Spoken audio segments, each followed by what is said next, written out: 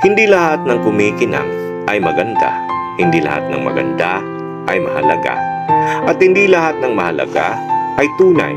Iyan ang realidad ng buhay.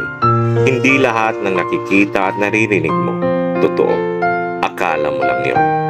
Ang dami kayang nakangiti pero di naman totoong masaya.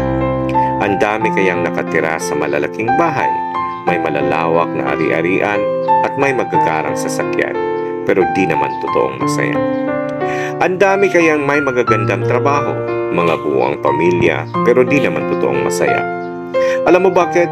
Walang perpekto sa buhay. Pain is universal. That's the reality.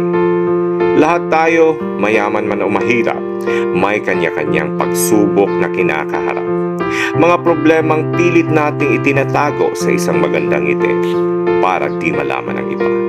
Dahil ang totoo, ang buhay ay puno ng pagsubok. Pagandahan na lang sa pagdadala. Good morning!